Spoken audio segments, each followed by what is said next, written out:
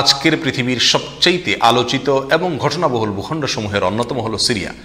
একজন মুসলমানের কাছে মক্কা এবং মদিনার পরে তৃতীয় সবচেয়ে গুরুত্বপূর্ণ এবং পবিত্রতম ভূখণ্ড হলো সিরিয়া। কারণ রাসূল করিম সাল্লাল্লাহু আলাইহি সাল্লামের বহু তাৎপর্যপূর্ণ ভবিষ্যৎবাণী রয়েছে সিরিয়াকে কেন্দ্র করে। আজকের সিরিয়ার প্রাচীন এবং ঐতিহাসিক নাম ছিল শাম। এই শামকে কেন্দ্র করে যতগুলো বর্ণনা হাদিসের কিতাবসমূহে পাওয়া যায়, সেই শামের সীমানা অবশ্য আজকের সিরিয়া থেকে বেশ খানিকটা বিস্তৃত এবং বড় ছিল। সিরিয়া, জর্ডান, ফিলিস্তিন এবং লেবানন এই দেশগুলো মিলে ছিল তখনকার শাম। অবশ্য তখনকার শামের সবচেয়ে প্রধান এবং বড় অংশ যেহেতু আজকের সিরিয়ায়, সেই জন্য সিরিয়াকেই সাধারণত শাম বলা হয়। শাম বা সিরিয়ার প্রধান এবং অন্যতম বৈশিষ্ট্য হলো যুগে যুগে আল্লাহ সুবহানাহু ওয়া তাআলার পক্ষ থেকে বিভিন্ন নবী রাসূল যে সারা পৃথিবীতে এসেছেন, তাদের সবচেয়ে বড় অংশ এবং সবচেয়ে বেশি সংখ্যক নবী রাসূল এসেছেন এই শাম বা সিরিয়া। শাম বা সিরিয়া এটাই কিয়ামতের ময়দান হবে। কিয়ামতের দিন লোকেরা এখানেই সমবেত হতে থাকবে। এর বাইরেও শাম বা সিরিয়া প্রসঙ্গে রাসূল করিম সাল্লাল্লাহু আলাইহি সাল্লামের আরও অনেক গুরুত্বপূর্ণ মন্তব্য এবং বক্তব্য রয়েছে। সামান্য কয়েকটি বক্তব্য আজ আপনাদের সম্মুখে আমরা পেশ করতে চাই। তার মধ্যে এক নম্বর হলো সহিহ বুখারীতে বর্ণিত হয়েছে, নবী আলাইহিস সালাম বলেছেন, লা তাযালু তায়ফাতুম মিন উম্মতি মানসুরিন লা ইয়াদুররুহুম মান খাযালাহুম হাত্তা তাকুমাস সাআহ। অর্থাৎ আমার উম্মতের মধ্যে একটা বিশেষ শ্রেণী, বিশেষ কিছু লোক থাকবে, একটা দল থাকবে যারা সত্যের পক্ষে লড়াই করতে থাকবে, আল্লাহর সাহায্য তাদের সঙ্গে থাকবে এবং তারা এই সত্যের পক্ষের লড়াইকে অব্যাহত রাখবে কিয়ামত কায়েম হওয়া পর্যন্ত। তাদেরকে যারা পর্যদস্ত করতে চায়, অপমান করতে চায়, ক্ষতি করতে চায়, তাদের কেউই তাদের কোনো ক্ষতি করতে পারবে না। এই হাদিসে নবী আলাইহিস সালাম যে দলটির কথা বলেছেন, যারা সাহায্য প্রাপ্ত হবেন আল্লাহর পক্ষ থেকে এবং যারা অটল অবিচল থাকবেন সত্যের উপরে কিয়ামত পর্যন্ত, যাদেরকে কেউ অপদস্থ করতে পারবে না, সেই দলটি কারা এবং তাদের অবস্থান কোথায় হবে, এই প্রসঙ্গে সহিহ বুখারীতে নবী আলাইহিস সালামের একাধিক সাহাবায়ে কেরামের মন্তব্য রয়েছে, যারা বলেছেন যে এখানে যে দলটির কথা বলা হয়েছে তারা হলেন সিরিয়ায় অবস্থানকারী হবেন এবং এটা হবে কিয়ামতের ঠিক আগ মুহূর্ত। সিরিয়া প্রসঙ্গে দ্বিতীয় হাদিসটি বর্ণিত হয়েছে সহিহ বুখারীতে। বিখ্যাত সাহাবী আব্দুল্লাহ ইবনে ওমর রাদিয়াল্লাহু তাআলা আনহু বলেছেন, রাসূল করিম সাল্লাল্লাহু আলাইহি ওয়াসাল্লাম ইরশাদ করেছেন, আল্লাহ আমাদের সিরিয়ায়, আমাদের ইয়ামানে আপনি বরকত দান করুন। এই কথা বলার পরে উপস্থিত লোকেরা বলল, ইয়া রাসূলুল্লাহ ওয়া ফি নাজদিনা, আমাদের নজদেও আল্লাহ বরকত দান করুন, সেই দোয়া করুন আপনি। নবী আলাইহিস সালাম তাদের কথায় কর্ণপাত না করে আবারও বললেন, আল্লাহুম্মা বারিক লানা ফি শামিনা ওয়া ফি ইয়ামানিনা। লোকেরা আবারও বললেন, ওয়া ফি নাজদিনা, আমাদের নজদেও। নবী আলাইহিস সালাম তখনও একই কথার পুনরাবৃত্তি করলেন এবং পরিশেষে বললেন, নাজদ সেই জায়গায় তো ফিতনা ফাসাদ হবে, সেখানে তো হত্যা, মারামারি, খুনাখুনি হবে, সেখানে তো ভূমিকম্প দেখা দিবে এবং সেখান থেকে তো শয়তানের শিং উত্থিত হবে, সেখান থেকে তো শয়তানের শিংয়ের আবির্ভাব ঘটবে, বের হবে। এখানে নাজদ বলতে কোন এলাকাকে বোঝানো হয়েছে, এই প্রসঙ্গে মুহাদ্দিসিনে কেরামের বেশিরভাগের মন্তব্য হলো নাজদ বলতে ইরাককে বোঝানো হয়েছে। নাজদ বলা হয় উঁচু অঞ্চলকে, আরবের বিভিন্ন অঞ্চলকে নাজদ বলা হয়। হেজাজ এটাকেও নাজদ বলা হয়, যেটা সৌদি আরবের ভিতরে, আর ইরাককেও নাজদ বলা হয়। বরকত নবী আলাইহিস সালাম চেয়েছেন আল্লাহর কাছ থেকে এই শাম বা সিরিয়ার জন্য। তাহলে এই শাম বা সিরিয়া এটা গুরুত্বপূর্ণ একটি জায়গা এবং নবী সাল্লাল্লাহু আলাইহি ওয়াসাল্লামের কাছে খুবই প্রিয়, আল্লাহর কাছে খুবই তাৎপর্যপূর্ণ একটি ভূখণ্ড। তৃতীয়ত যে হাদিসটি আমরা এই প্রসঙ্গে পেশ করতে চাই, সেটি বর্ণিত হয়েছে সুনানে আবু দাউদে এবং মুসনাদে আহমদে।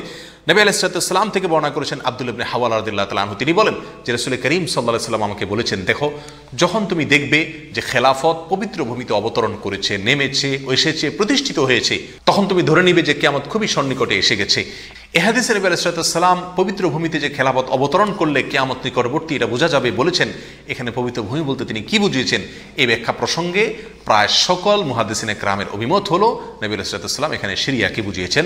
আগে এবং পরের আলোচনাকে পর্যালোচনা করলে সেটাই পরিষ্কার হয়ে যায়। সিরিয়া প্রসঙ্গে চতুর্থ যে হাদিসটি আমরা পেশ করতে চাই, সেটি সুনান তিরমিজিতে বর্ণিত হয়েছে।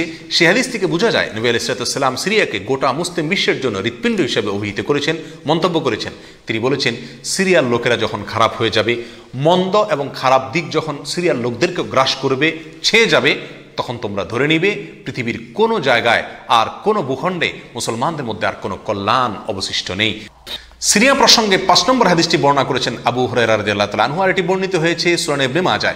নবী আলাইহিস সালাম বলেছেন, একটা সময় আসবে যখন গোটা বিশ্বে বড় বড় যুদ্ধ বিগ্রহ সংগঠিত হবে, বিশ্বজুড়ে যখন বড় বড় যুদ্ধ দেখা দিবে, তখন মাওয়ালিদের অর্থাৎ নওমুসলিমদের একটি দল আল্লাহর পক্ষে, সত্যের পক্ষে, আল্লাহর দ্বীনের জন্য লড়াই করতে থাকবে এবং তখনকার আধুনিক যত অস্ত্রশস্ত্র এগুলিতে তারা সজ্জিত থাকবেন এবং সত্যের পক্ষে লড়াই করতে থাকবেন। তাহলে চরম সংকটময় পরিস্থিতিতে আল্লাহ সুবহানাহু ওয়া তাআলার একটা বিশেষ সাহায্য এবং অনুগ্রহ আমরা দেখতে পাচ্ছি, আর সেটা অবতীর্ণ হবে, সেটা নাজিল হবে এই সিরিয়ার দামেস্ক নামক শহরে। নাম্বার 6, সিরিয়া প্রসঙ্গে নবী আলাইহিস সালামের আরেকটি তাৎপর্যপূর্ণ ভবিষ্যদ্বাণী রয়েছে, যেটি বর্ণিত হয়েছে সহিহ মুসলিমে। বর্ণনা করেছেন সাহাবী নওয়াস ইবনে সুমআন রাদিয়াল্লাহু তাআলা আনহু। তিনি বলেছেন, নবী আলাইহিস সালাম একবার দাজ্জাল প্রসঙ্গে দীর্ঘ এবং বিশদ আলোচনা করলেন। একটা পর্যায়ে এসে তিনি বললেন, কিয়ামতের পূর্বে আল্লাহর নবী ঈসা আলাইহিস সালাম যে আসমান থেকে অবতরণ করবেন পৃথিবীতে, তিনি অবতরণ করবেন মূলত সিরিয়ার দামেস্ক নামক শহরের, বর্তমান যে রাজধানী সেই দামেস্ক শহরের পূর্ব অঞ্চলের একটি উঁচু এবং সাদা মিনারায় তিনি অবতরণ করে দুনিয়াতে আসবেন। এসে সারা পৃথিবী জুড়ে তাণ্ডব চালানো দাজ্জালের বিরুদ্ধে তিনি লড়াই করবেন এবং সিরিয়ার এই লুদ নামক জায়গায় তিনি দাজ্জালকে হত্যা করবেন।